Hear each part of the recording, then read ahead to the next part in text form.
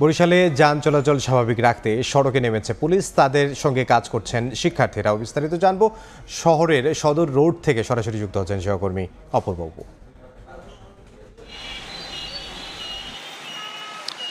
গতকালকে আনুষ্ঠানিকভাবে বরিশাল নগর পুলিশের যে চারটি থানা রয়েছে মেট্রোপলিটন এলাকায়, প্রত্যেকটি থানার পুলিশ সদস্যরাই মাঠে নেমেছেন বলে জানানো হয়েছে।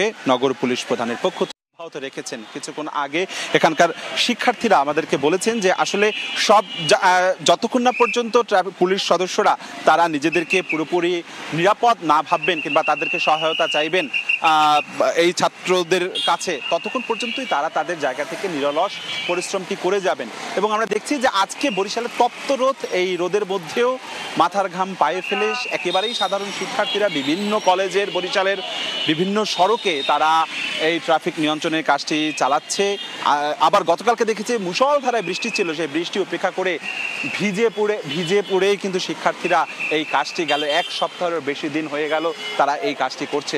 শুধুমাত্র যে ট্রাফিক নিয়ন্ত্রণের কাজটি করছে বরিশালের শিক্ষার্থীরা এমনটি নয়, এর বাইরেও আমরা দেখেছি নানান ধরনের সেবামূলক কাজ করছে এই সাধারণ শিক্ষার্থীরা। সেই সাথে সাথে নানান ধরনের অনিয়ম দুর্নীতিও কিন্তু ধরছে, যেমনটি বরিশাল শেরেবাংলা মেডিকেল কলেজ হাসপাতালে নানান ধরনের অনিয়ম তারা সাধারণ মানুষের চোখে তারা দেখিয়ে দিয়েছে।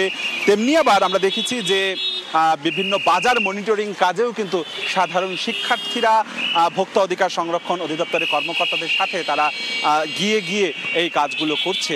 সবকিছু মিলে বরিশালের জনজীবন ধীরে ধীরে স্বাভাবিক হয়ে আসছে। পুলিশ গতকালকে নেমেছে, তারা পুলিশের আইনশৃঙ্খলা রক্ষাকারী পোশাক পরিহিত অবস্থায় তারা আইনশৃঙ্খলা নিয়ন্ত্রণ পরিস্থিতির কাজটি চালাচ্ছে। সাধারণ মানুষের জনজীবনে এক ধরনের যে ভীতি ছিল সেটি আছে, সম্পূর্ণ যায়নি, তবে ধীরে ধীরে পরিস্থিতি স্বাভাবিক হয়ে আসছে। বরিশাল থেকে শিক্ষার্থীদের যে ট্রাফিক ব্যবস্থাপনা, সেখান থেকে আমার কাছে সবশেষ এতটুকুই খবর ছিল। বরিশাল থেকে সহকর্মী অপূর্ব।